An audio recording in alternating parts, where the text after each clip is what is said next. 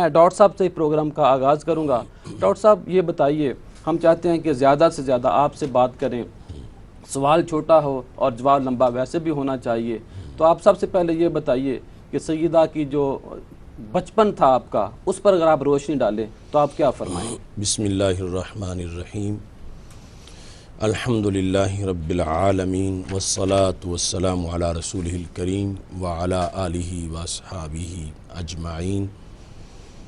الصلاة والسلام علیکہ یا سیدی یا رسول اللہ وعلی آلہ واصحابہ یا حبیب اللہ۔ سب سے پہلے تو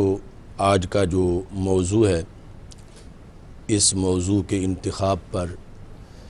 میں آپ کو اور آپ کی پوری ٹیم کو خراج تحسین پیش کرتا ہوں۔ بہت شکریہ۔ کہ ایک تو رمضان المبارک کا تقویٰ و طہارت کا موسم ہے، اور دوسرا جس عظیم ہستی کا تذکرہ ہم آج کے اس پروگرام میں کر رہے ہیں، ان کی عقیدت مسلمانوں کی روحوں میں بسی ہوئی ہے، اور جب بھی ان کا ذکر پاک آتا ہے تو نگاہیں ادب سے جھک جاتی ہیں۔ اللہ اکبر، بے شک۔ سید المرسلین حضرت محمد مصطفیٰ صلی اللہ علیہ وسلم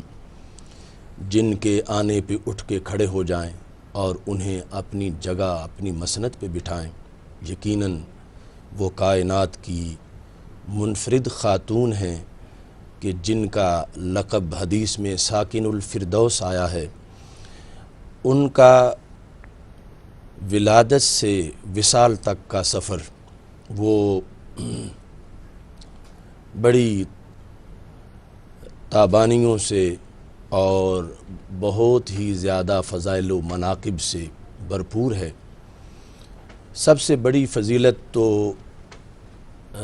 راحت جان احمد ہونا ہے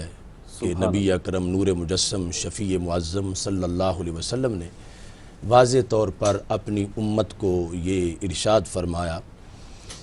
کہ فمن اغضبھا فقد اغضبنی، کہ جس نے انہیں ناراض کیا اس نے مجھے ناراض کیا، اور جس نے انہیں خوش کیا اس نے مجھے خوش کیا۔ تو یہ عظیم نسبت لیے ہوئے اور بدعتم منی، جو رسول اکرم صلی اللہ علیہ وسلم نے آپ کو اپنے جگر کا ٹکڑا قرار دیا ہے، اس کے ساتھ آپ نے جو ایام طفولیت جو ہیں وہ گزارے، اس میں دیگر بہت سے واقعات ہیں، لیکن سر فہرست مکی زندگی کا وہ مرحلہ جس کا ذکر امام بخاری رحمۃ اللہ علیہ نے کیا ہے کہ جب ہمارے آقا صلی اللہ علیہ وسلم حالت نماز میں تھے اور ابو جہل اور باقی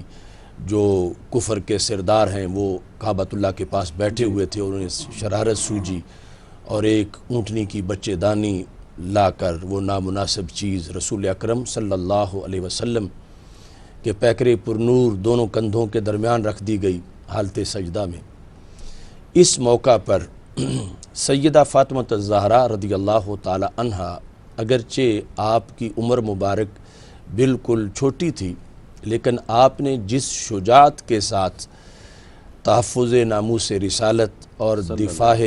دفاع عظمت رسول صلی اللہ علیہ وسلم کا کردار ادا کیا، یقیناً وہ قیامت تک کے لیے امت مسلمہ کے لیے ایک بہت بڑا مینارہ نور ہے۔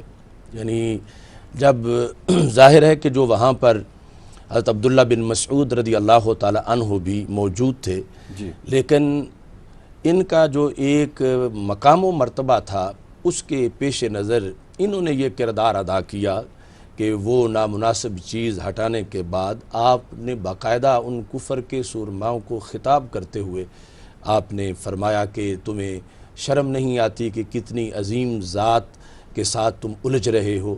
اور اس طرح یعنی عمر کے چھوٹے ہونے کے باوجود اس وقت مکہ مکرمہ میں جو کفار کا تسلط بھی تھا، سیدہ فاطمہ رضی اللہ تعالی عنہا کا یہ بھرپور کردار جو اس حالت میں ہے کہ جو رسول اکرم صلی اللہ علیہ وسلم حالت نماز میں اور حالت سجدہ میں ہیں،